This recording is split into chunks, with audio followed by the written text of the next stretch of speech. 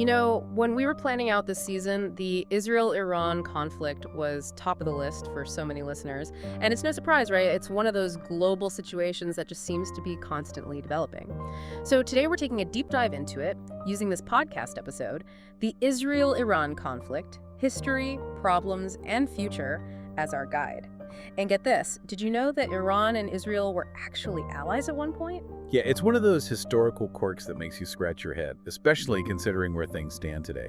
But yeah, in the early 20th century, particularly during the Pahlavi dynasty in Iran, the two countries found some common ground. Okay, so what was the basis of this unlikely friendship? What brought them together? Well, both the Shahs, Iran and Israel, they shared an interest in how to put this delicately, keeping a lid on Arab nationalism, which was gaining steam at the time. It was a strategic alignment more than anything else. So then how did this alliance fall apart so spectacularly? Because when we talk about these two countries now, allies is the last word that comes to mind. Well, you can't discuss this relationship without talking about 1979, the Iranian Revolution.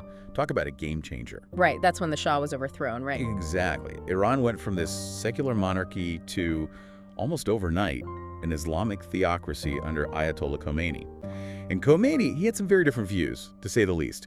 He saw Israel as illegitimate, this Zionist entity propped up by, you guessed it, Western imperialism. Okay, so the whole dynamic shifts with the change in power. This wasn't just a disagreement. It was like a fundamental clash of ideologies. Right, and we have to remember what Western imperialism meant in this context, especially for a lot of people in the Middle East. It was about a history of outside powers interfering, dictating terms, carving up the region for their own interests. And from their perspective, Israel was seen as an extension of that, a beachhead for Western influence. So it becomes this incredibly charged situation, even more than just a political disagreement. Were there any other historical events that added fuel to this fire, so to speak? Well, you can't ignore the significance of the 1948 Arab-Israeli War and the displacement of Palestinians, the Nakba. This event had a profound impact on the Arab world and resonated deeply within the Muslim world, including Iran. So the sense of injustice of Palestinians being displaced, that became kind of a rallying cry. Absolutely. And Khomeini, he seized upon this, positioned Iran as a champion of the Palestinian cause, which, as you can imagine, further alienated them from Israel. It was a potent mix of religious fervor, anti-Western sentiment, and this deep-seated anger over the Palestinian issue. So we're not just talking about religious differences here, but a whole tangle of historical grievances and geopolitical reality. Exactly, and this wasn't just rhetoric, it translated into action. Right, because we can't talk about the Israel-Iran conflict without talking about groups like Hezbollah and Hamas. Right. Iran's support for those groups, it's a key part of how this conflict plays out. These are often called Iranian proxies. They provide funding, training, weapons. It's a way to exert influence and challenge Israel without a direct confrontation. So it's a risky strategy, right? Because any escalation by one of these proxy groups could potentially drag both sides into a wider conflict. Absolutely. And that's where the whole situation becomes even more precarious. Because on top of everything else, you have the issue that always looms large. Nuclear weapons. Right, that's the big one. And it seems like the possibility of Iran developing nuclear weapons is a source of constant anxiety, particularly for Israel. Why is that? Well, put yourself in their shoes. Iran, a country whose leaders have at times questioned Israel's right to exist, is actively pursuing nuclear technology. Now, they claim it's for peaceful purposes. Which I'm sure they truly believe to some extent. Of course. Yeah. But given the history, the rhetoric, it's understandable why Israel might not be entirely convinced. And remember, Israel possesses nuclear weapons themselves. It's an open secret, though never officially confirmed. Right, right. So you have this incredibly tense standoff with a lot of suspicion on both sides. Exactly. Each side views their actions as defensive, a response to the perceived threat from the other. It creates this very volatile dynamic. And then, to make matters even more complicated, you have other global powers getting involved. Oh, absolutely. We can't ignore the influence of countries like the US, Russia, China. They all have a stake in this. Right, and their alliances, their rivalries, all of it feeds into this already complex situation in the Middle East. It's like this geopolitical chess game is being played on multiple boards simultaneously. And it's been getting even more complex in recent years. And then you throw something like the Abraham Accords into the mix and things get even more interesting. What were those all about again, and what kind of impact did they have on this whole Israel-Iran dynamic? All right, so the Abraham Accords were these agreements signed back in 2020.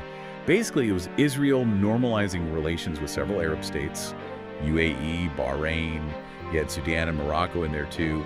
Big diplomatic win, right? But for Iran, this was huge. Because it kind of chipped away at their narrative, right, about this united front against Israel. Exactly. They saw it as a direct threat, this budding alliance potentially against them, and they didn't just sit back and watch it happen. So how did Iran respond? Because it seems like things have only become more volatile in recent years. Yeah, you saw an escalation on a few fronts. Proxy conflicts intensified, cyber attacks ramped up, and there were even those assassinations of Iranian nuclear scientists, widely believed to be the work of Israel. Yeah, those were stark reminders of just how high the stakes are in this whole conflict. Absolutely. And each of these incidents, it just increases the risk of miscalculation, which is a terrifying thought, because you never know when something might spiral out of control. Okay, so given everything we've discussed, where do we even go from here? What are the potential scenarios we're looking at when it comes to the future of the Israel-Iran conflict? Well, you have to start with the worst-case scenario, right? However unlikely it might seem, the possibility of a direct military confrontation between Israel and Iran can't be completely ruled out. And then there's the whole nuclear arms race concern, which is terrifying in its own right. Right, because if Iran gets nukes, it's not just about them. Other countries in the region, like Saudi Arabia, they might feel like they need to get their own to keep up. And that just creates a whole new level of danger. So those are the scary scenarios. What about more hopeful possibilities? Is there any chance for diplomacy to play a role here? Well, diplomacy always has to be on the table, right? And there have been efforts, remember, the JCPOA, the nuclear deal from a few years back, that was an attempt to address this. The Joint Comprehensive Plan of Action, right? For those who might not remember all the details, remind us what that was all about. Basically, it was an agreement with Iran to limit its nuclear program in exchange for lifting some of those economic sanctions they've been dealing with. It was a complex deal, but it involved a lot of oversight, inspections to make sure things were on the up and up. So what happened? It doesn't seem like it's really in effect anymore. Yeah, well, in 2018, the U.S., under President Trump, they pulled out of the deal, argued it wasn't tough enough on Iran. Which was a pretty controversial move at the time, wasn't it? It was. And since then, it's been really hard to get things back on track. So no easy answers then. Not when it comes to the Israel-Iran conflict. So if we're being realistic, what's the most likely scenario we're looking at in the near future? Honestly, probably more of the same. This kind of simmering Cold War situation, proxy conflicts, cyber stuff, that constant war of words.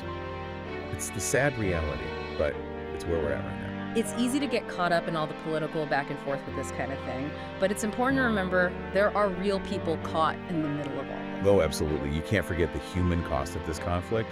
Israelis, Iranians, they're living with the threat of violence, the fear, the uncertainty. It affects every aspect of their lives. It really puts things in perspective, doesn't it?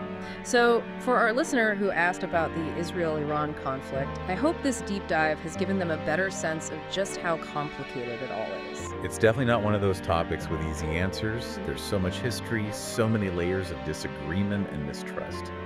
But as we always say here on the Deep Dive, it's often those messy, complex situations that are the most fascinating to unpack. I completely agree. And understanding these complexities, it's not just about being well-informed, it's about being a responsible global citizen. So to our listener, if you're trying to make sense of this conflict as things develop, remember what we've talked about today. Look at the history, think about the motivations of all sides, and don't underestimate the potential consequences of every action, every decision. And maybe, just maybe, ask yourself what role the rest of the world can play in all of this. Can we find ways to encourage peace, to build bridges instead of walls? It's a question worth asking. It's a question that deserves our attention, that's for sure. And one we'll definitely be revisiting here on the Deep Dive.